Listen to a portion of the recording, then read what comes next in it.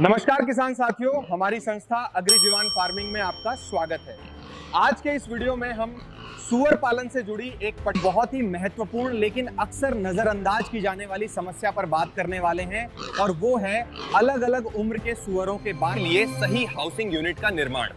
बहुत सारे किसान सूअर पालन तो शुरू कर लेते हैं लेकिन सभी सूअरों को एक ही तरह की जगह में रख देते हैं। इसका नतीजा ये होता है कि कहीं पिगलेट्स बीमार पड़ जाते हैं, कहीं ग्रोवर सूअर ठीक से बढ़ नहीं पाते होता है और कहीं ब्रीडिंग में नुकसान होने लगता है।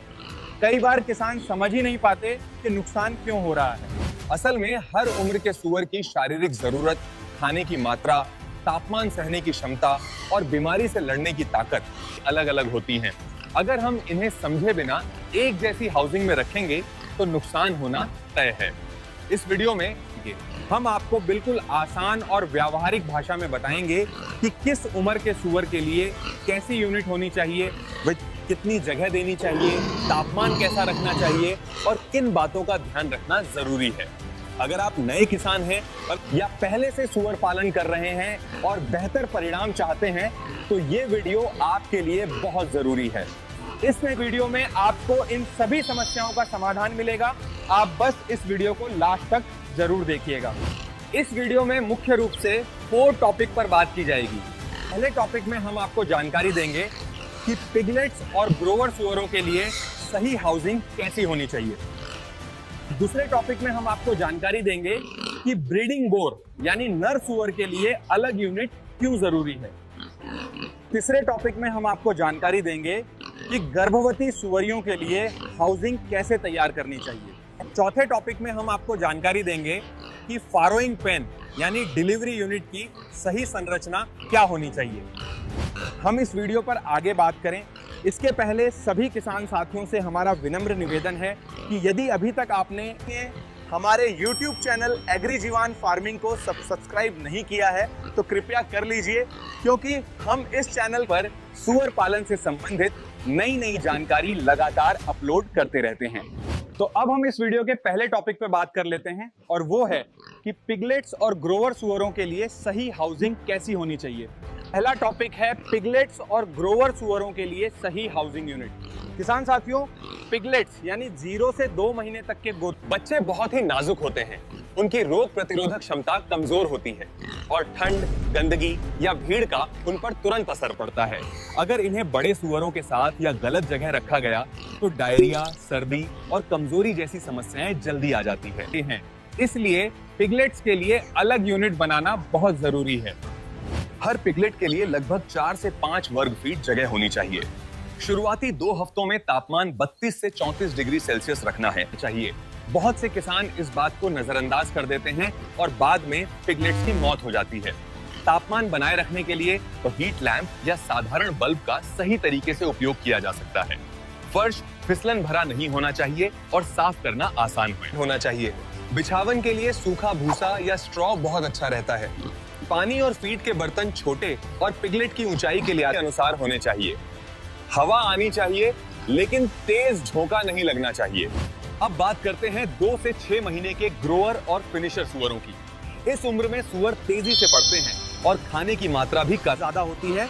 इनके लिए 8 से 10 वर्ग फीट प्रति सूअर के जगह जरूरी है। अगर जगह कम होगी तो सूअर आपस में लड़ेंगे और बढ़वार रुक जाएगी। फीडर और वाटर ऐसी ऊंचाई पर हो कि सभी सूअर आराम से खा पी सकें। यूनिट सूखी और साफ रहनी चाहिए क्योंकि गंदगी से बीमारी तेजी से फैलती है। छोटे और बड़े सूअरों को एक साथ रखने से बचें, नहीं तो कमजोर सूअर दब जाते हैं। तो अब हम इस वीडियो के दूसरे टॉपिक पे बात कर लेते हैं और वो है कि ब्रीडिंग बोर यानी नर सूअर के लिए अलग यूनिट क्यों जरूरी है। दूसरा टॉपिक है ब्रीडिंग बोर यानी नर सूअर के लिए अलग यूनिट। किसान साथियों, ब्रीडिंग बोर फार्म की नींव होता है।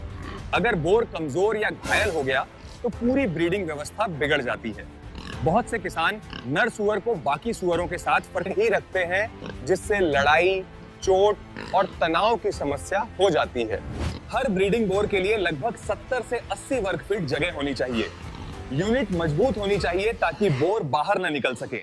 फर्श नॉन स्लिप और साफ रखने में आसान होना चाहिए। तापमान 18 से 25 डिग्री के बीच बेहतर रहता है। गर्मियों में पंखा और सर्दियों में हल्का हीटर बहुत फायदेमंद होता है। बोर को अकेले या बहुत छोटे समूह में रखें। नियमित रूप से उसकी सेहत और वजन पर ध्यान दें। एक स्वस्थ बोर से ही अच्छे और मजबूत पिगलेट्स मिलते हैं।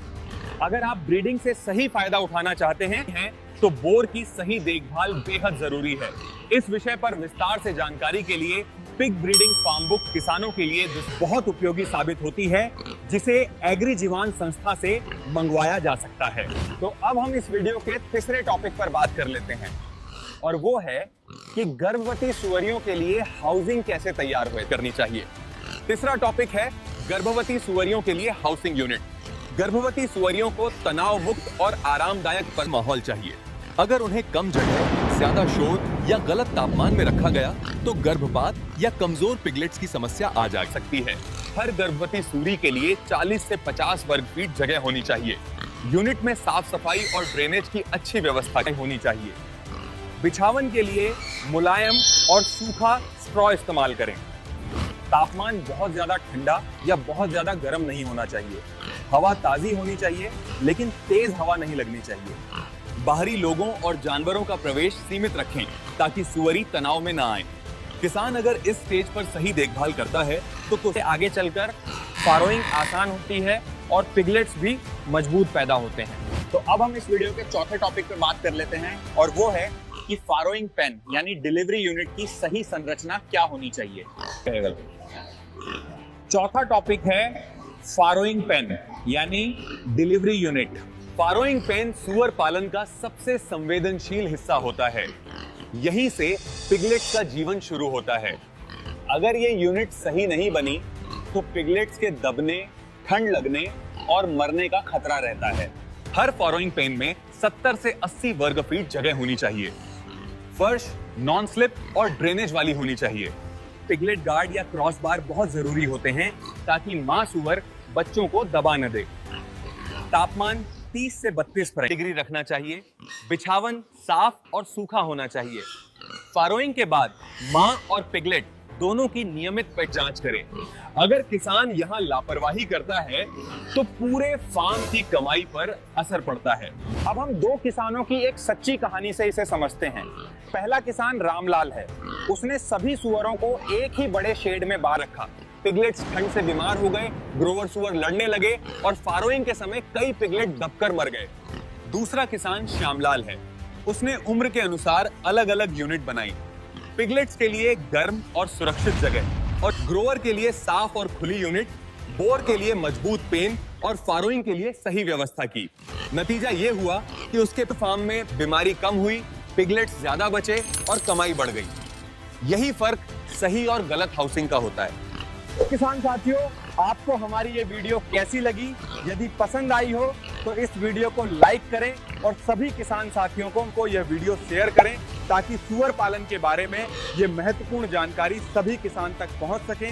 ऐसे ही वीडियो लगातार देखने के लिए हमारे YouTube चैनल को सब्सक्राइब जरूर देखें, और आगे आप किस टॉपिक पे वीडियो चाहते हैं प्लीज कमेंट करके बताएं।